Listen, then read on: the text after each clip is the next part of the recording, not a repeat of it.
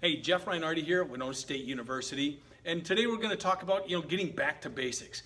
We're finally back at school, or we're getting there very shortly for most of us.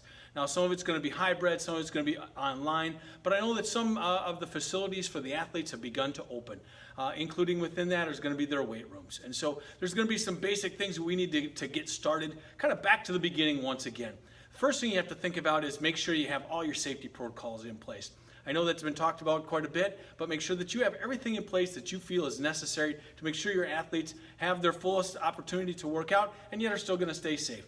Obviously, that might include masks at this point. I know that some of our athletes at our high schools, we have to wear masks the entire time. That might change their ability to do certain things. So you have to make certain that the level of exercise that you're inducing at that time, make sure there's a little restriction when it comes to that breathing. So that could cause some things that you need to think about.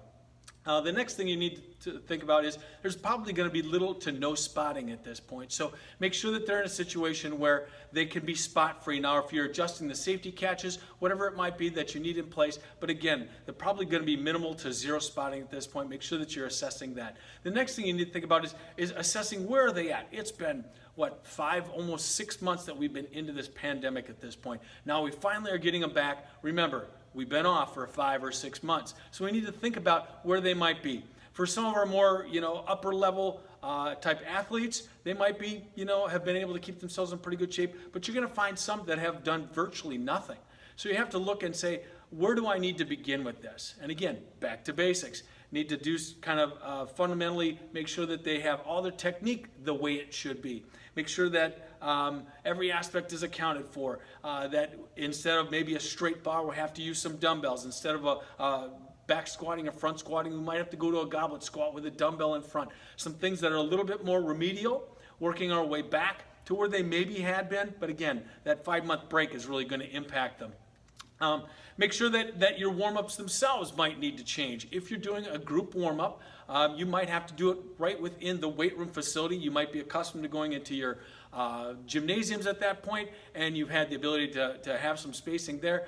But right now, depending on your numbers, you might have to stay in the weight room itself and kind of look at different ways that you can get a good warm-up in. If you are in the gym, you have to make certain that you're keeping the distance the way it should be. So you might have to break your groups up a little bit different than you have in the past. But just certain things that you need to think about. Keep those warm-ups fun, making sure that we're covering a lot of different aspects of the warm-up, not only just the flexibility, mobility piece, make sure they're good and warm.